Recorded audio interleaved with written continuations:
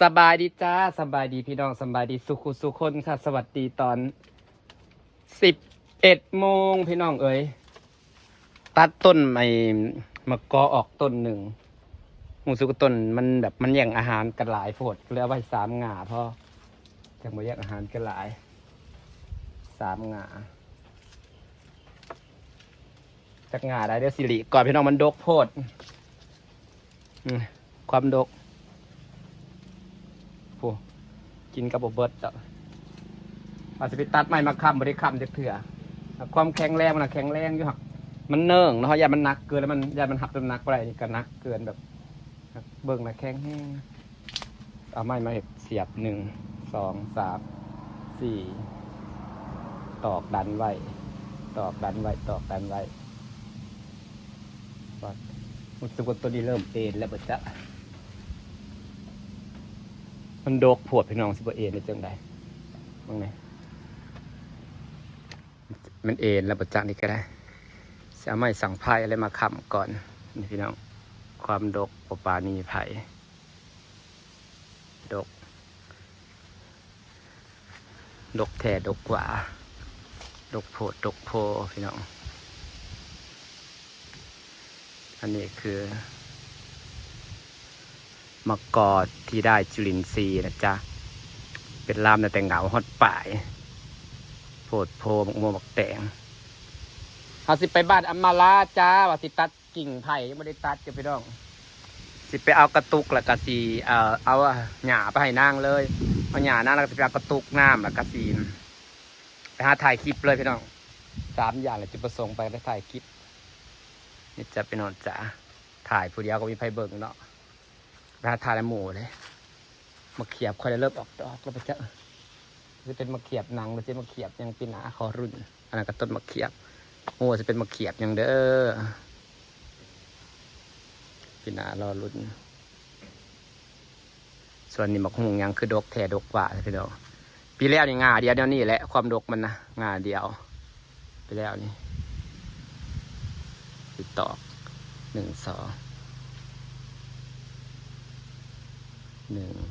1ขึ้นมา2ขึ้น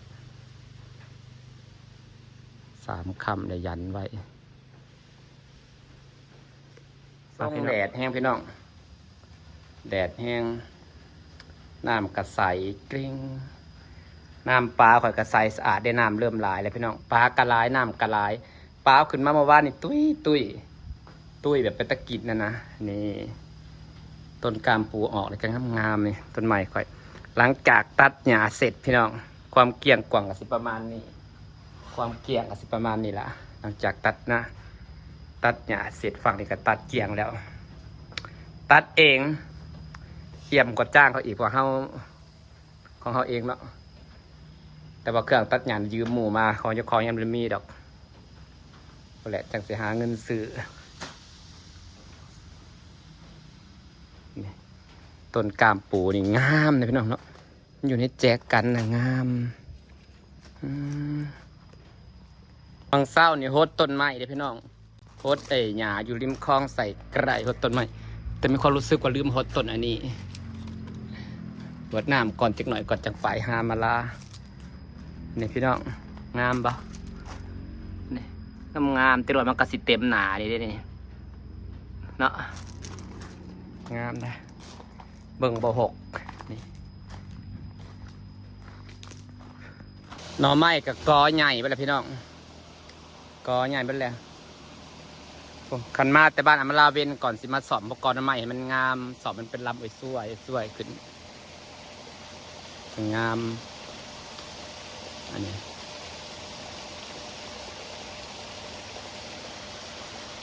สอบมันงามนะพี่น้องพวกงานเด็ดลงมาในเก่าออก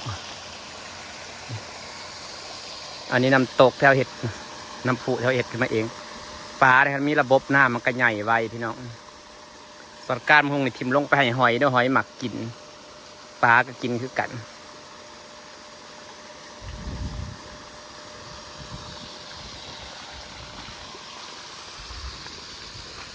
จุลินทรีย์ไก่ซีเบิร์ดเลย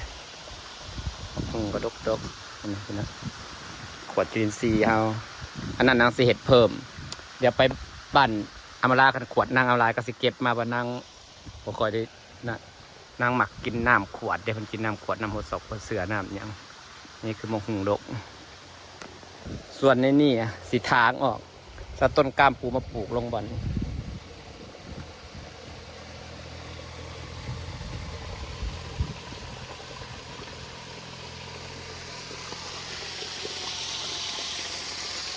จ้ะกำลังมาสิไปเปิดน้ำใส่นี่ก่อน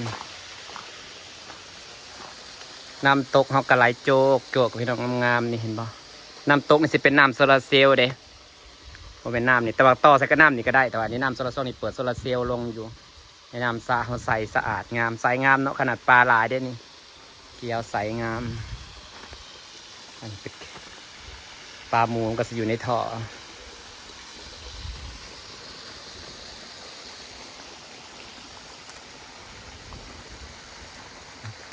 น้ำใสเด้พี่น้องอันเด้น้ำใส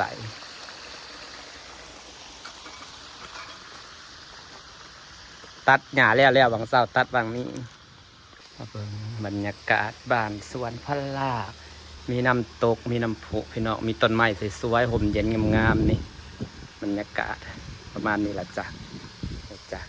พาชมวิวก่อนไปบ้านธรรมราพี่น้องหลังจากเขาตัดหญ้าแล้วก็สีเขียวงามเป็นอันเดิม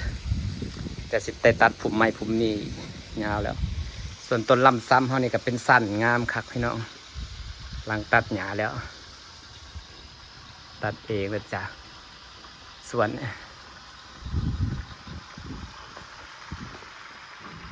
นต้นฝั่งนี้ก็จะเป็นต้นไม้เรือเฟือง2 กระสอบโอ้โหจะไปหาเฟืองอยู่ใส่มาปกต้นนี่ว่ามันบางตอนข่อยปกมันเป็นเฟืองหน่อยเดี๋ยวไปวันนี้แหละสิไปขอนำสวอนกันนะนี่ดอกกระเจียวกำลังขึ้นต้นใหญ่นี่จ้าพี่น้องจะคลองใส่ไก่ครับกระสีเขียวนี่จ้าอันนี้คือวิวบ้านสวนพะลาเด็ดจ้านี่จ้าบรรยากาศสิประมาณดอกบัวกำลังออก1 ดอกถ้ามันออกแล้วจังสิขยายดอกบัวนะพี่น้อง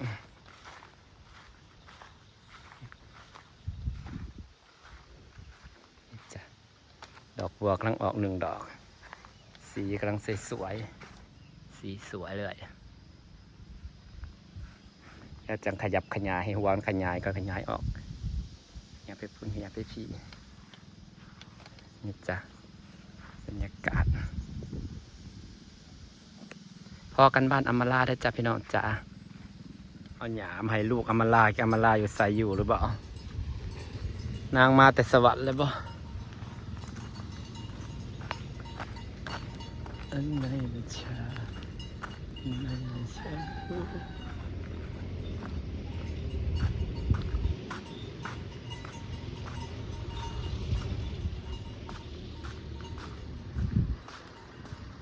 มาลามาเลย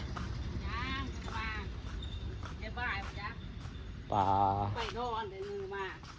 ไปนอนยังไม่ได้มาอีกวัจวันมามีเนี่ยป่านี่คุณมาแล้วมือมาเหาะแล้วอย่าตั้งบ้านไว้ฮะไปใส่เบิร์ดพูดสู้กับแกทำไมแกทำไมอยู่ใส่พูดเอสเปอร์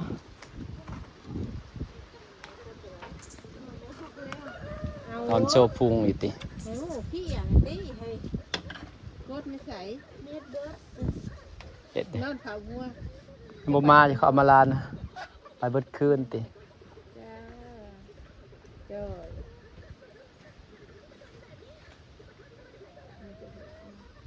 สบูนทำเครื่องยังเห็นยังทำกระเบือป่ะสแกนหน่อไม้ปุ่นหลักๆสิแกงหน่อไม้แล้วป่ะแกงหน่อไม้จ้า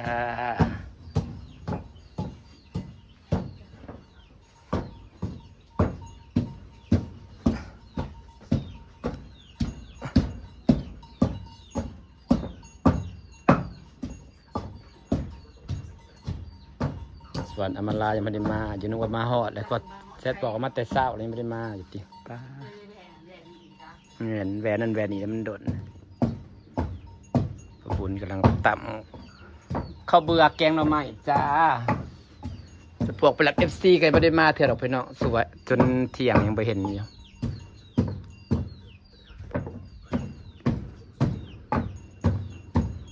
พอได้ไปหาหน่อไม้เลยป้าบุญหาอยู่ใส่ หาแทนเด็กแทนชวน อ๋อ หาแทน แถวข้างๆสวนนี่นะนี่บ่หน่อไม้ปลูกนี่บ่ จ้ะ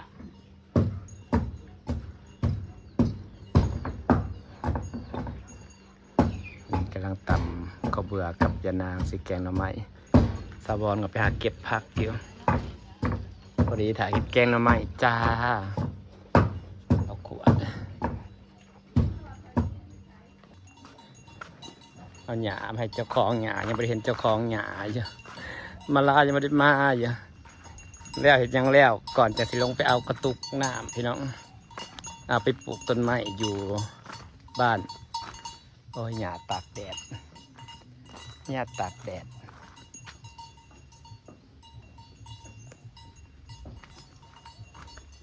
เดี๋ยวผมมันก็วิดนะ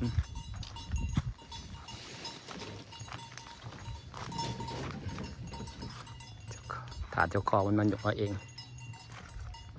ตัดมาฝากแล้วถาเจ้าของ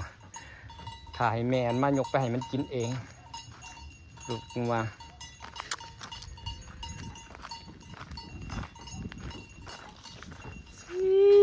แต่มันตายก่อน ปีนี้แต่สิกบน้อยเนาะมันคนเนี้ยฝนฮักกลับมา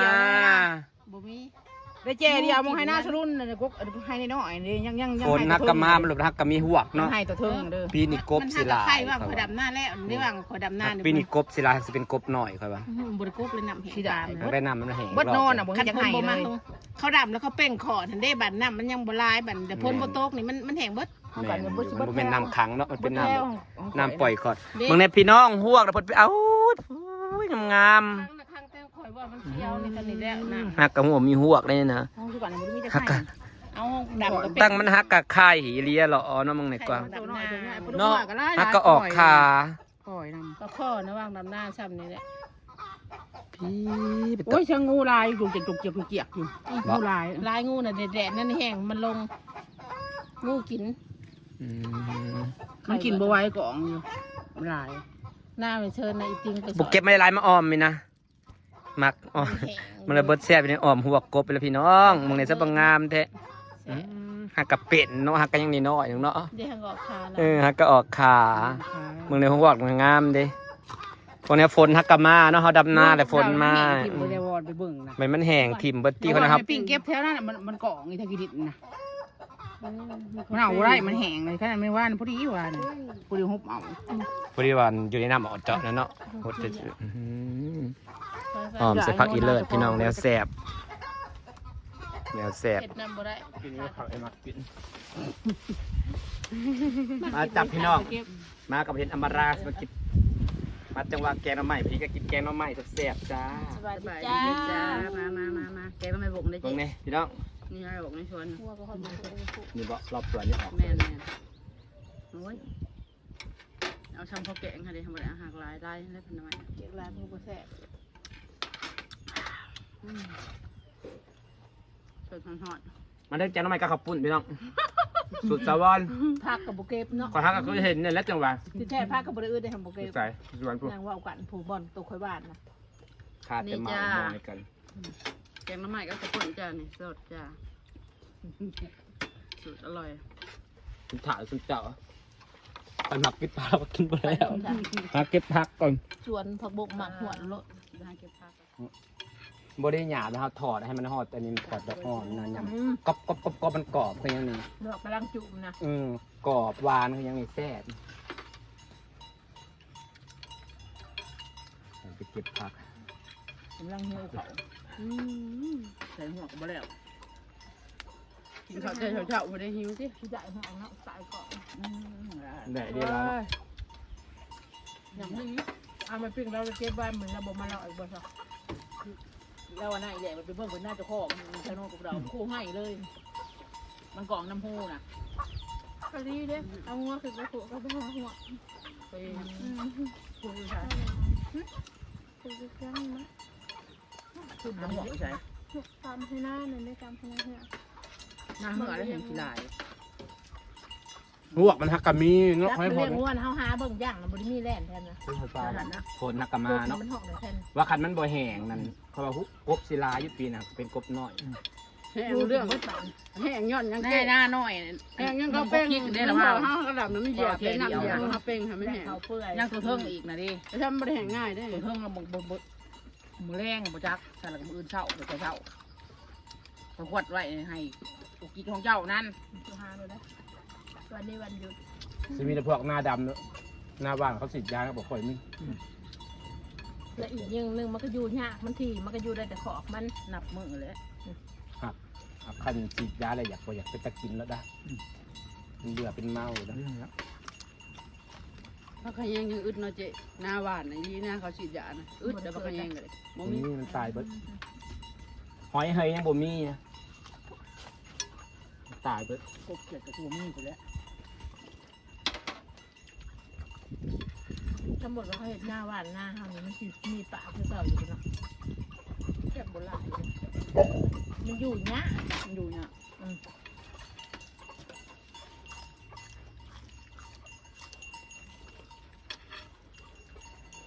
แถวเลย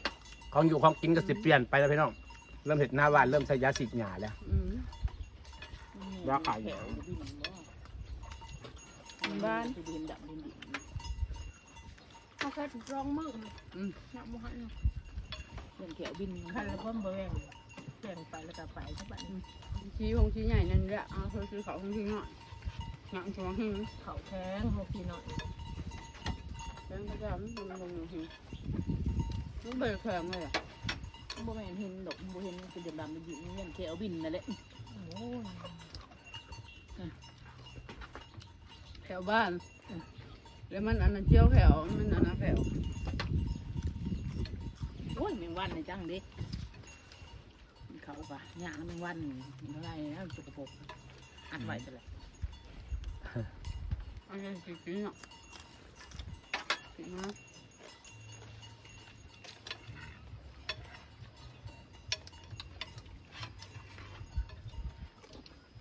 บ่ไม่เห็นไปเที่ยวหางบ่เห็นแมงวันจักโตมันว่ะ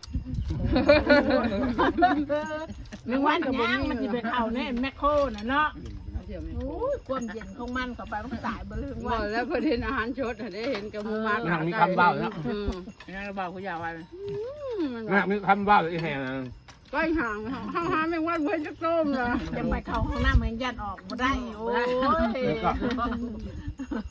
เขามาก จะเข้า กินน้ำเขาบ่กินน้ำบ่กิน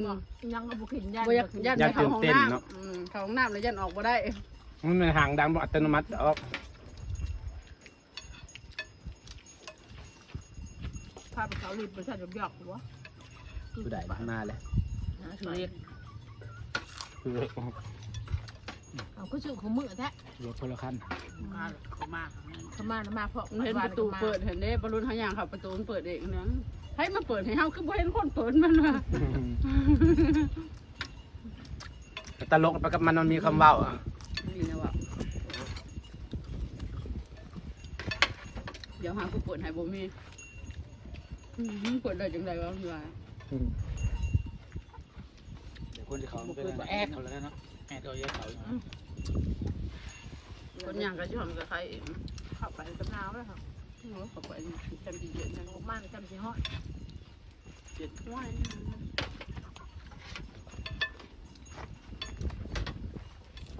จะได้ยังก็บ่ได้บ่จักบ่เคยอยู่บ้านเฮาอาจารย์สิพันก็จังมันอยู่ในใส่ เป็นโซนทำเป็นโซนมัน เขาเด้อ ราคามันก็จะอยู่ในใส่ ติดในกล้อง ติดไว้ ในอนาคตเขาก็ติด มันมีราคาติดบอกเลย